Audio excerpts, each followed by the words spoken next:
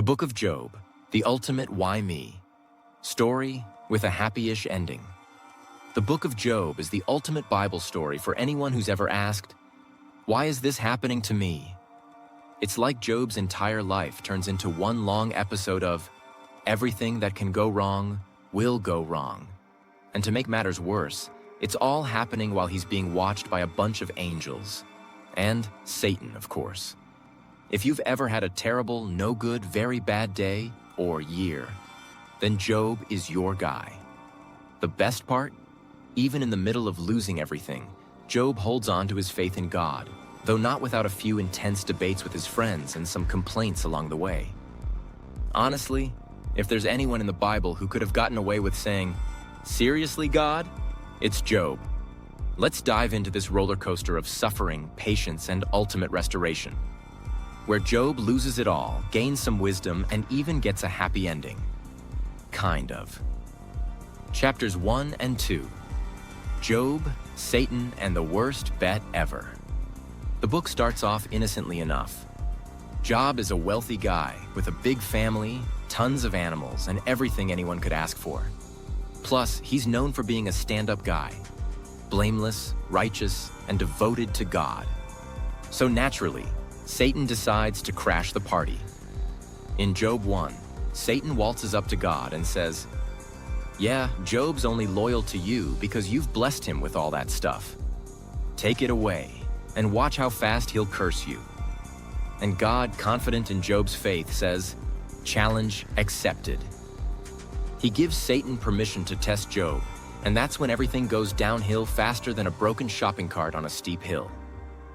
In a single day, Job loses his livestock, his servants, his wealth, and, worst of all, his kids. To make matters even worse, Satan isn't done. He goes back to God and says, "Okay, but he's still got his health. Take that away, and I bet he'll fold." So, God allows Satan to strike Job with painful sores from head to toe. At this point, Job's wife chimes in with some encouraging advice. Curse God and die. Job 2, verse 9. Yikes, not exactly helpful. But Joab, he stays strong. He says, "Shall we accept good from God and not trouble?" Job 2, verse 10. It's like Job's reminding us all that life isn't just rainbows and unicorns. Sometimes it's thunderstorms and flat tires. But even in the middle of the chaos, Job doesn't turn his back on God. Chapters 3 through 31. Enter Job's friends and their terrible advice. So, Job's lost everything. His body is in pain, his life is in ruins, and 3 of his friends show up to comfort him. What follows is basically the worst therapy session in history. Job's friends, Eliphaz, Bildad, and Zophar, spend chapter after chapter telling Job that all this suffering must be his fault. They're like that one friend who always says, "Well, maybe you should have tried harder." Or, "Maybe God is punishing you for something." Not exactly what you want to hear when you've just lost everything. Job, on the other hand, isn't buying it. He insists that he's innocent and doesn't deserve all this suffering. He starts questioning God, not in a forget you, God kind of way, but more like, "Hey, could you explain why this is happening? Because this makes no sense."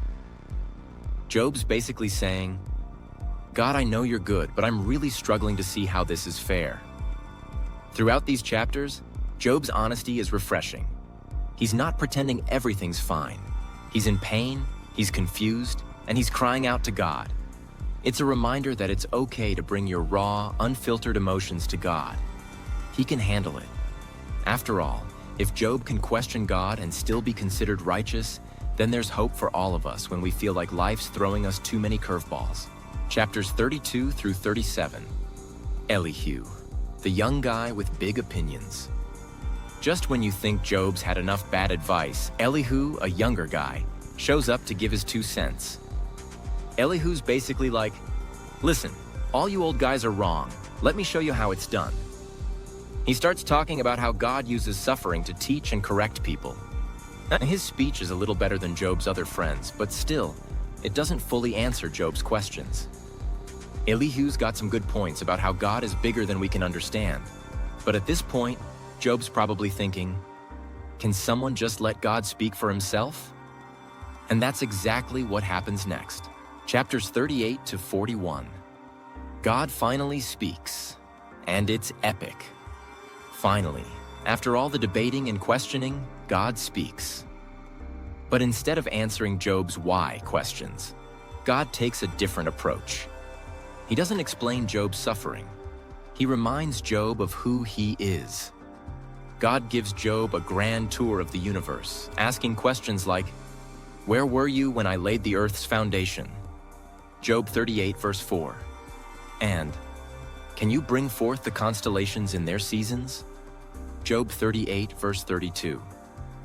Basically, God's saying, Job, I've got a handle on things that you can't even begin to understand. Trust me. I know what I'm doing. This part of the book is humbling and awe-inspiring. God doesn't give Job all the answers, but he reminds Job, and all of us, that he's in control, even when life doesn't make sense. Sometimes it's not about understanding why things happen. It's about trusting that God knows what he's doing, even when we don't. Chapter 42. Job's happy-ish ending, restoration and new beginnings. After God's speech, Job's response is pure humility. He says, surely I spoke of things I did not understand, things too wonderful for me to know. Job 42 verse 3. Job repents, not for sinning, because he didn't, but for questioning God's wisdom. And here's the best part. God restores Job's fortunes. In fact, Job gets twice as much as he had before. He gets new livestock, new wealth, and even new children. It's like God saying, I haven't forgotten you, Job. I see your pain, and I'm going to bless you beyond what you've lost. But the key takeaway isn't just that Job gets everything back. It's that Job's faith stayed intact through the storm.